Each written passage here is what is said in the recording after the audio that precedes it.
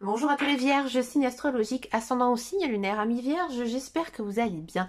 Et bon, on se retrouve donc pour la dernière guidance de l'année 2024. Alors c'est vrai que dans cette année, il s'est passé beaucoup de choses dans votre vie, que ce soit des belles choses ou des choses peut-être parfois difficiles, mais au niveau aussi planétaire, il s'est quand même passé pas mal d'événements.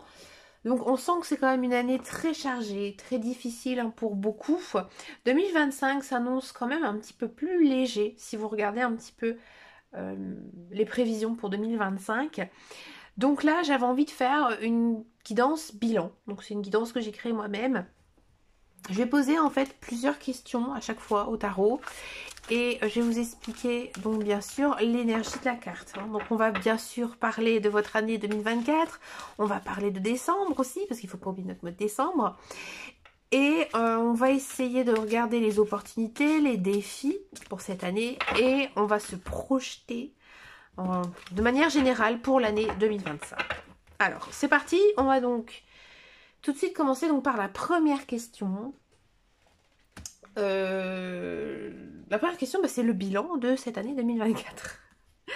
Alors, c'est parti pour vous, amis vierges. Alors, ici, on a du roi de bâton. Alors, le roi de bâton, il représente quand même un leader charismatique. Quelqu'un qui prend des initiatives et qui a une vision claire de ce qu'il fait. Donc, ce bilan ici, il indique que cette année, tu as probablement adopté une approche audacieuse et déterminée. Tu as peut-être mené des projets importants, pris des décisions difficiles et exercé une grande influence sur ton entourage. Donc, tu as su incarner un modèle de leadership, voire même peut-être inciter les autres à te suivre. Cependant, cette énergie de conquête pourrait aussi indiquer une période de pression où tu as dû constamment prouver ta valeur, ce qui pourrait avoir été épuisant à certains moments. Alors ici, le conseil du roi de bâton, c'est de continuer à prendre des initiatives avec confiance, mais aussi prendre soin de ta propre énergie.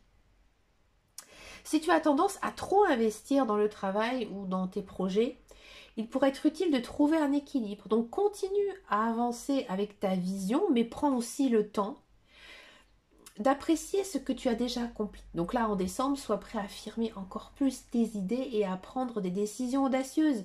Mais reste aussi ouvert à la collaboration, à la sagesse des autres. Donc là, la clé, ne pas seulement mener, mais de faire aussi avec diplomatie et flexibilité. Bon. Deuxième carte ici pour vous, ce qu'il te reste à travailler au niveau de ta carrière, de ton travail. Alors, on a du 7 de denier. Alors, le 7 de denier, il représente un moment de réflexion sur les efforts que tu as investis dans ta carrière ou alors tes projets professionnels.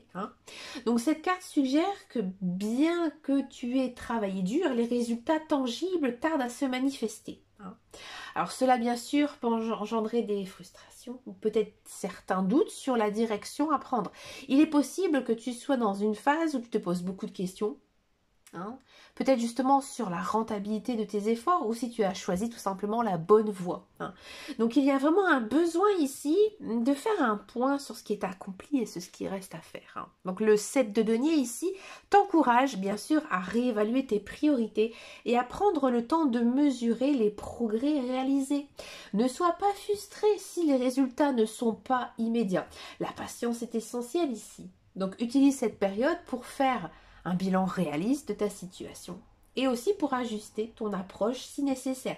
Il se peut que certaines choses aient besoin d'un réajustement stratégique et d'une réorientation de ton énergie. Donc ne cherche pas à forcer les choses, sois patient, méthodique dans ton travail, en sachant que les fruits de ton travail viendront tout simplement avec le temps. Très belle énergie ici pour vous, amis vierges. On va donc passer à la troisième question.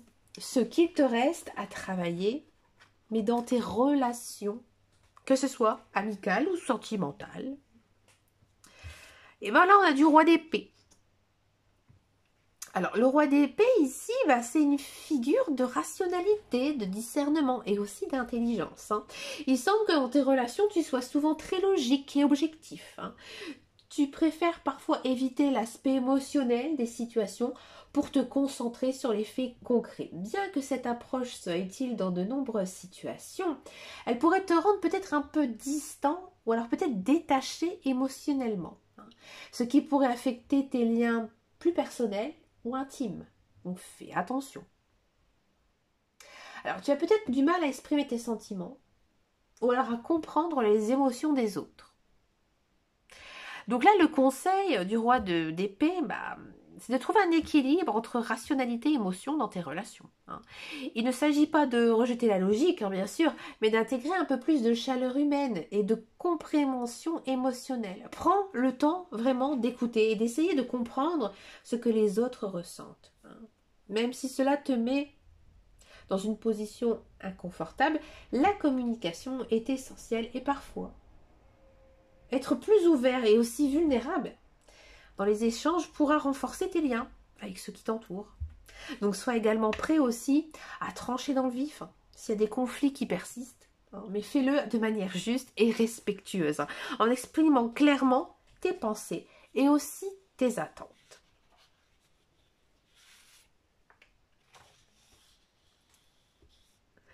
Alors, carte numéro 4, on va donc demander ici au tarot ce qu'il te reste à travailler, mais pour ton développement personnel. Ah, ça j'aime bien, le 9 de coupe. Ouais. Alors, vous le savez maintenant, je le dis tout le temps à chaque fois qu'elle sort, cette carte, c'est ma carte préférée des arcanes mineurs. Là, ici, le 9 de coupe, alors ce qu'il te reste à travailler en plus, c'est étonnant. Ouais. Donc, c'est une carte de satisfaction émotionnelle intense. Donc là, elle montre que tu es probablement sur la bonne voie dans ton développement personnel.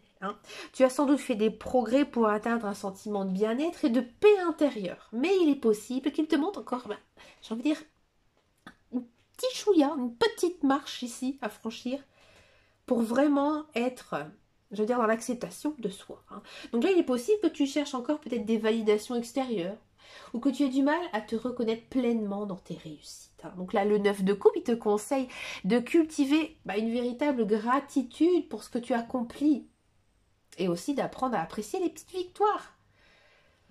Donc apprends à célébrer tes réussites sans attendre de récompenses extérieures, à te satisfaire de ce que tu as acquis intérieurement. Donc ce travail de développement personnel passe aussi par une connexion plus profonde à tes désirs émotionnels, et aussi à la recherche de ton propre bonheur. Donc apprends à te connaître, à t'aimer et aussi t'accepter tel que tu es, sans chercher à être parfait.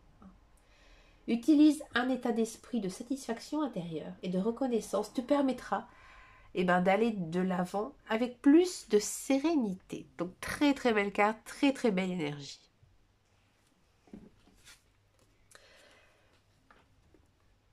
Alors, la 5e question ici, on va parler donc des opportunités à saisir pour ce mois de décembre. De manière globale. Alors, ici, on a du 6 de bâton. Alors, le 6 de bâton, il représente bien sûr une victoire, la reconnaissance publique ou le succès mérité. Décembre semble être un mois où tu recevras une forme de validation pour les efforts que tu as fournis tout au long de l'année. Donc tu pourrais être récompensé non pas par ton travail, mais aussi par ton attitude positive, ton engagement. Tu auras l'opportunité de recevoir des éloges ou de voir tes actions reconnues par ceux qui t'entourent. Donc profite, profite de cette belle reconnaissance. Ne sois pas timide à l'idée de prendre du recul et d'apprécier aussi la reconnaissance que tu reçois. Cette période est idéale aussi pour célébrer tes réussites. Non pas pour te vanter, mais j'ai envie de dire pour savourer tout le travail que tu as accompli. Ça renforcera ta confiance en toi. Donc si les opportunités se présentent comme des promotions, des collaborations, des invitations à te faire remarquer, acceptez-le avec humilité et bien sûr assurance. Donc c'est un moment où tu peux vraiment briller, mais il est important de rester humble et de remercier ceux qui t'ont soutenu sur ton chemin. Très belle carte ici pour vous. On va s'intéresser donc à la 6e carte maintenant, les défis à surmonter en ce mois de décembre. Toujours d'une manière générale. C'est étonnant, on a du soleil. Bien sûr, c'est une arcane majeure, donc l'énergie va être beaucoup plus forte. Il y aura quand même des défis en ce mois de décembre. Mais le soleil, ça représente la vérité, la lumière, l'épanouissement personnel. Donc là, les défis à surmonter en décembre peuvent concerner justement l'exposition de certaines vérités ou peut-être la révélation de secrets qui pourraient te mettre dans une position vulnérable. Donc cela peut symboliser tes difficultés où tu devras faire face à des situations difficiles, mais avec une attitude positive. Donc là, le soleil t'invite à être transparent et à abandonner tes illusions, même si cela peut être difficile au début.